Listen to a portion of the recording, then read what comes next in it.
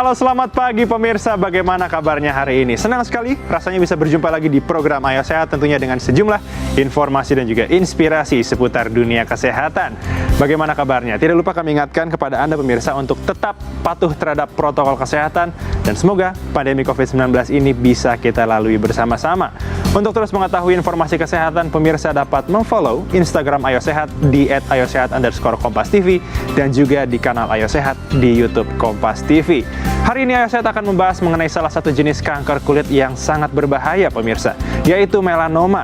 Seperti apa gejala dan penanganannya, nanti kita akan terhubung dengan seorang penyintas kanker kulit melanoma, serta berbincang dengan dokter spesialis penyakit kulit dan kelamin, Dr. Arini Widodo. Langsung saja kita mulai Ayo Sehat bersama saya, Elgin Fridianto.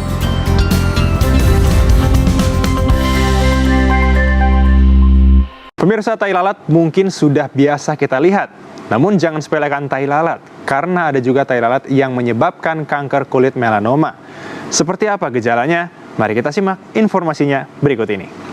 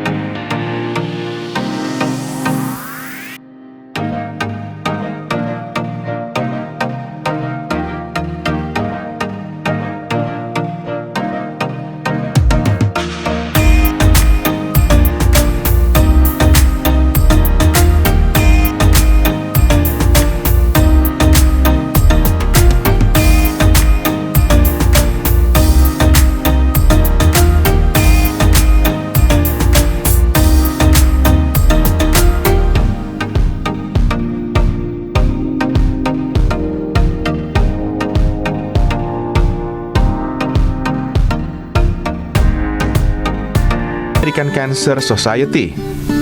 Ada sejumlah ciri kanker kulit melanoma yang perlu diwaspadai, antara lain muncul tahi lalat atau bercak dengan bentuk tidak simetris, bagian tepi tidak merata, dan diameternya lebih besar dari 6 mm. Bagian permukaan tahi lalat atau bercak bersisik atau berdarah, muncul seperti ruam kemerahan atau bengkak di bagian atas tahi lalat. Bercak mirip ruam kemerahan terus menyebar atau meluas ke bagian sekitar tahi lalat atau benjolan. Menurut Skincare Foundation, kanker kulit melanoma biasanya bisa disembuhkan bila dideteksi dan diobati sejak dini. Namun jika melanoma menyebar ke bagian kulit atau tubuh lainnya, penyakit ini jadi sulit disembuhkan dan bisa berdampak fatal. Lalu seperti apa pencegahan dan penanganannya? Temukan jawabannya di Ayo Sehat. Pemirsa, untuk membahas lebih lanjut sudah hadir di studio bersama saya dokter spesialis penyakit kulit dan kelamin Dr. Arini Widodo. Selamat pagi Dr. Arini. Selamat pagi Mas El. Bagaimana kabarnya dok? Baik, senang sekali bisa ketemu lagi di Kompas TV. Oh ya, asik banget nih dokter. Oke, pemirsa perlu menjadi informasi bahwa Dr. Arini dan juga seluruh kru yang bertugas ini sudah melakukan protokol kesehatan yang ketat dan juga sudah melakukan tes terhadap COVID-19. Dr. Arini, kita ke pertanyaan yang pertama, mungkin bisa dijelaskan nih, sebenarnya di Indonesia kondisi penyakit kulit ini saat kanker kulit saat ini tuh apakah meningkat atau bagaimana dok? Jadi Mas El, dari seluruh data baik dari WHO maupun di seluruh Indonesia terjadi peningkatan prevalensi kanker kulit. Kalau dari data dari WHO bahkan di seluruh dunia untuk kanker non melanoma itu terjadi kira-kira 2 juta kasus dari setiap tahunnya. Sedangkan untuk melanoma 132.000 kurang lebih. Akan tetapi ini tidak sama prevalensi di Indonesia dengan di seluruh dunia. Jadi kalau di Indonesia, menurut data dari RSCM dan Rumah Sakit Kanker Darmais, yang paling tinggi peningkatannya itu adalah karsinoma sel basal. Akan tetapi untuk melanoma cenderung kurang lebih sama setiap tahunnya. Jadi jumlah seluruh kanker kulit di Indonesia meningkat, tetapi terutama yang meningkat adalah karsinoma sel basal. Baik. Kalau untuk faktor penyebabnya sendiri, kira-kira yang paling berpengaruh itu apa dok? Nah, dari seluruh faktor yang dapat menyebabkan kanker kulit atau dan termasuknya salah satunya melanoma, itu nomor satu adalah paparan sinar ultraviolet. Baik dia dari sinar matahari atau kalau di luar negeri yang ngetren yang namanya tanning bed. Oh. Nah, Mencoklatkan itu kulit. kalau dari kanker melanoma, itu dia berkontribusi 89%. Sedangkan untuk kanker kulit non-melanoma, matahari berkontribusi 90%. Selain itu juga ada faktor-faktor risiko lain tentunya, misalnya genetik. Genetik at least katanya paling sedikit 10% menyumbang kontribusi terhadap kejadian kanker kulit. Kemudian ada juga faktor-faktor risiko lain, misalnya kalau kulitnya putih dia lebih mudah untuk terjangkit melanoma, lebih tinggi resikonya. Kemudian kalau kita ada riwayat kulit yang terbakar akibat matahari, kemudian adanya tahi lalat yang banyak. Jadi kalau orang punya tahi lalat misalnya lebih dari 50 dan ada tahi lalat yang bentuknya mungkin atipikal atau tidak biasa, itu tentunya lebih beresiko. Juga ada faktor-faktor lain seperti pajanan radiasi. Baik. Nah, dokter, ini kan kita bicara mengenai melanoma. Bagaimana sih kita caranya mengetahui bahwa ini tuh melanoma dan tahi lalat biasa? Nah, tim Ayo Sehat sudah menyiapkan grafis nih.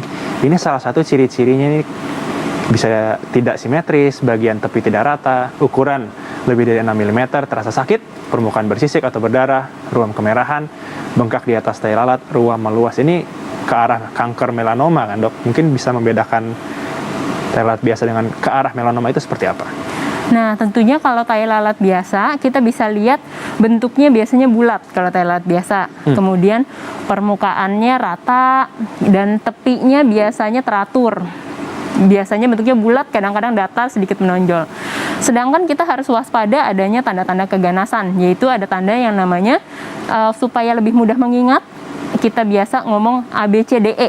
Nah, A tuh asimetris. Jadi, kalau kita lihat namanya tahi lalat tuh biasanya kiri dan kanannya kurang lebih sama. Ya, kalau yang ini slide-nya tidak simetris ya, Dok? Ya, kita bisa lihat di sini tidak simetris, ya kan? Kalau tadi di gambar yang sebelumnya kita lihat lebih simetris. Betul. Nah, kalau yang ini kita lihat, kalau kita bagi dua kira-kira, kiri dan kanan, itu kan bentuknya berbeda. Jadi asimetris. B, border. Border berarti artinya tepinya. Kita lihat, bisa lihat tepinya. Tepinya itu tidak teratur. Jadi kita lihat ada bergerigi, jadi tidak bulat. Terus C, kita bisa lihat color atau warna. Lihat warnanya campur-campur.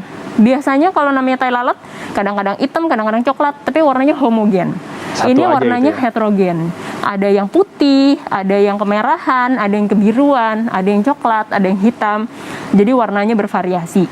Kemudian D, diameter.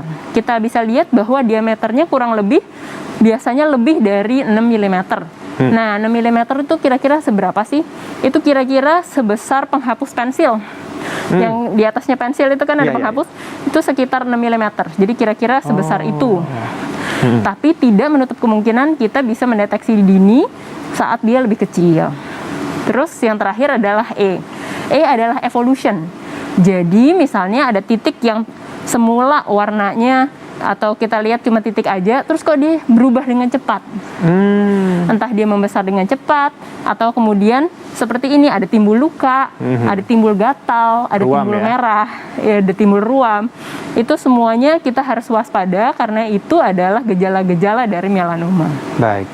Oke, dokter, hari ini kita harus jeda sejenak nih, karena usai jeda kita akan terhubung dengan penyintas kanker melanoma. Penasaran seperti apa? Jangan beranjak dulu, karena Ayo Sehat akan segera kembali usai jeda.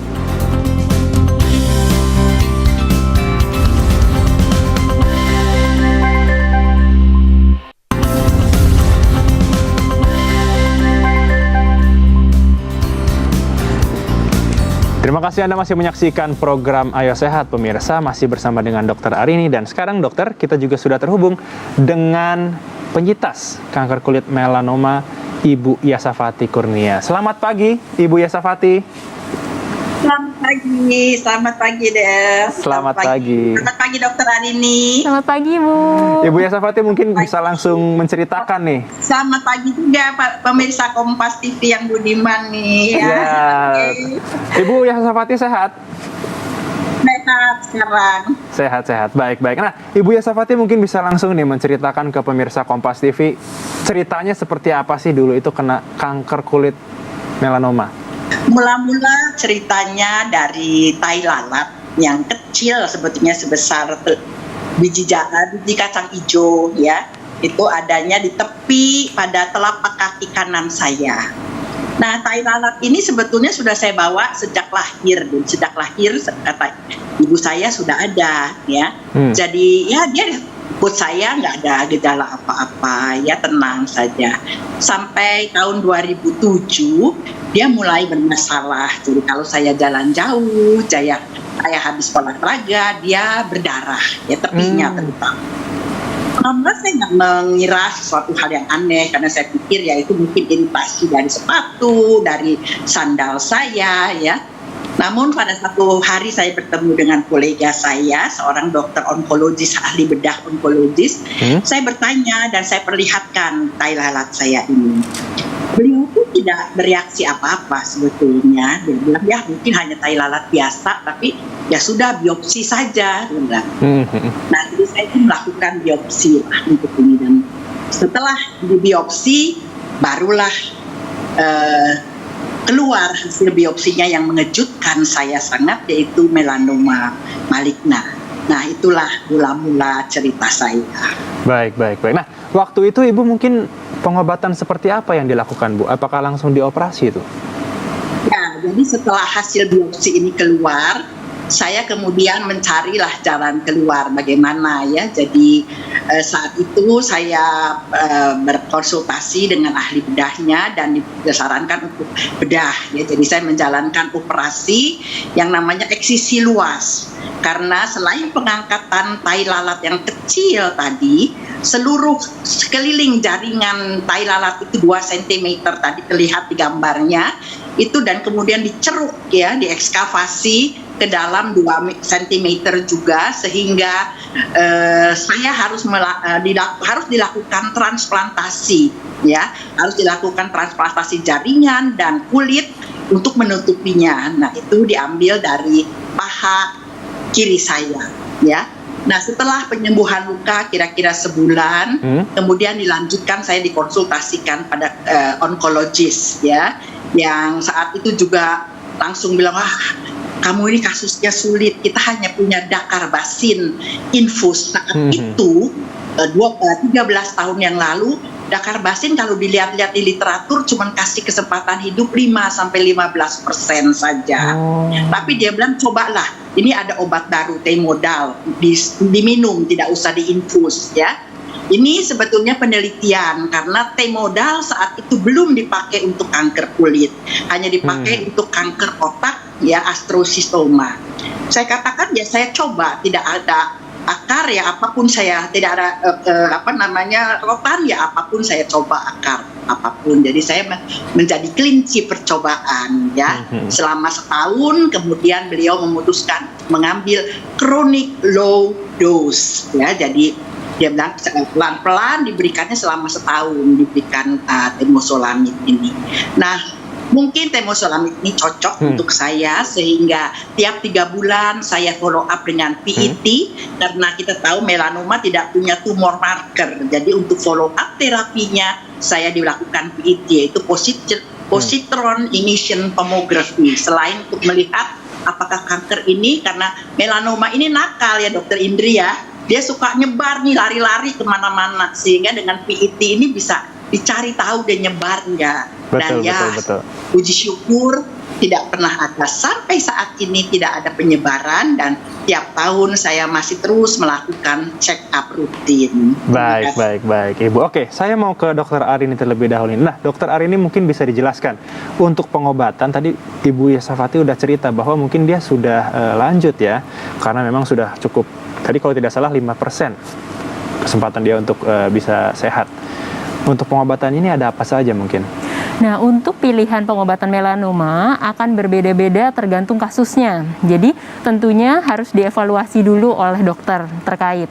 Misalnya ukurannya dan lain-lain. Dan pilihan pengobatannya pertama yang tadi Ibu Yosafati sudah katakan adalah pertama dibedah. Bedah dengan pinggir eksisinya.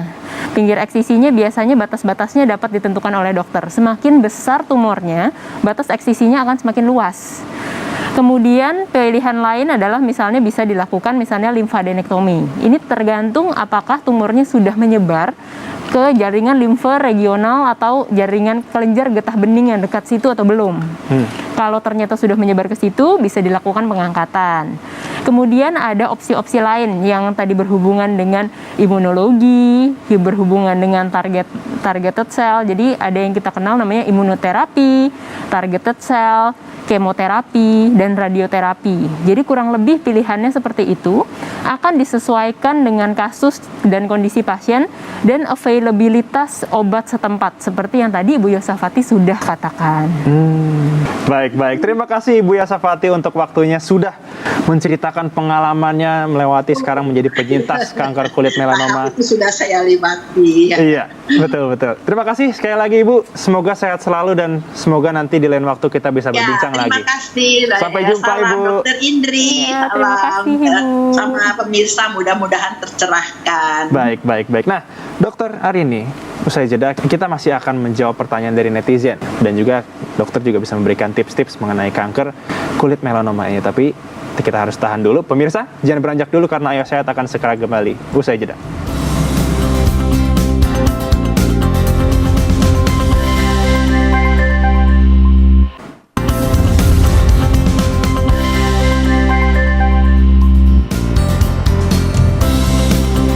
Anda kembali menyaksikan program Ayo Sehat, pemirsa, masih bersama dengan Dokter Arini. Nah, dokter, kita sekarang akan membahas mengenai pertanyaan dari netizen. Sudah ada yang ingin konsultasi nih sama Dokter Arini.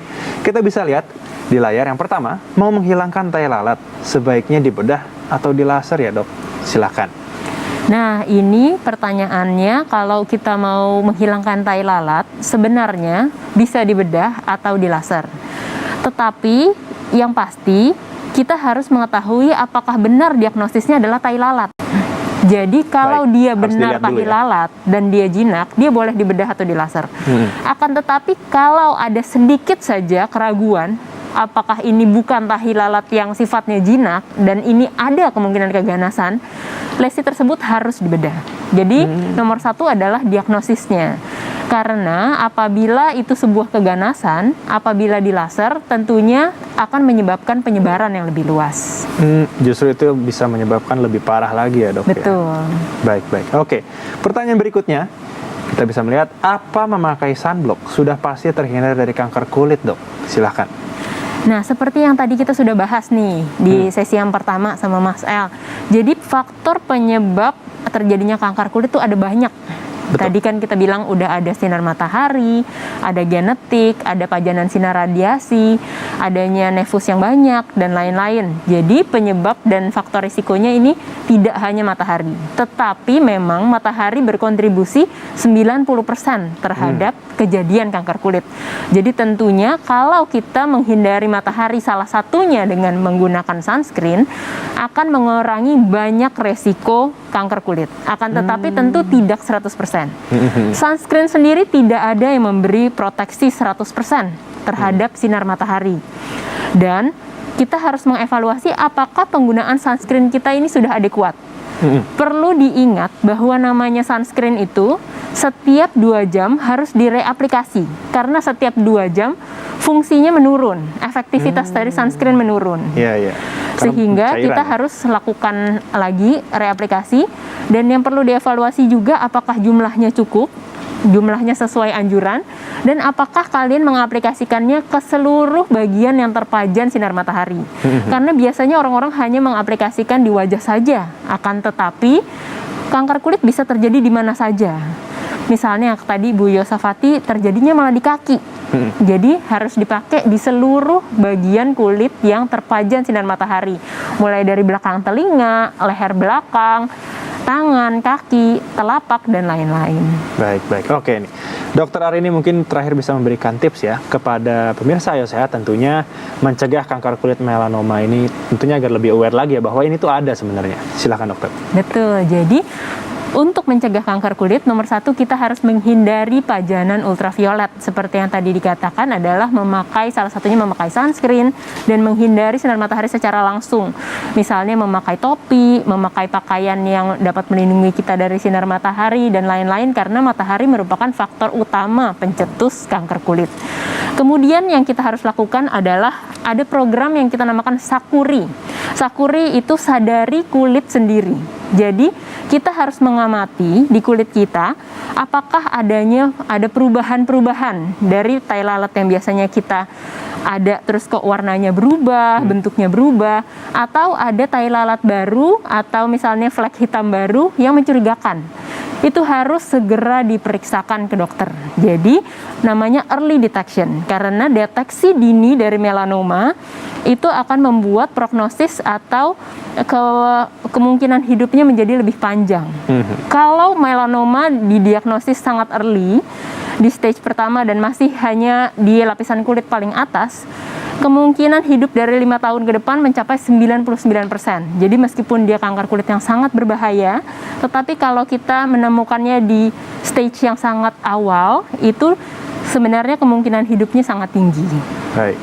Oke, terima kasih Dokter Arini untuk informasinya. Semoga seluruh informasi yang diberikan oleh Dokter Arini ini bermanfaat tentunya untuk pemirsa Ayo Sehat di rumah. Usai sudah 30 menit, saya dan juga Dokter Arini dan Ibu Esa Fati menemani Anda di program Ayo Sehat edisi kali ini. Tetap saksikan program Ayo Sehat setiap hari Senin hingga hari Jumat pukul 10.30 waktu Indonesia bagian Barat, hanya di Kompas TV, independen, terpercaya. Saya Algin Fredianto bersama dengan Dokter Arini pamit undur diri. Ingat, tetap patuhi protokol kesehatan, jaga jarak, mencuci tangan, dan juga menggunakan masker. Sampai jumpa.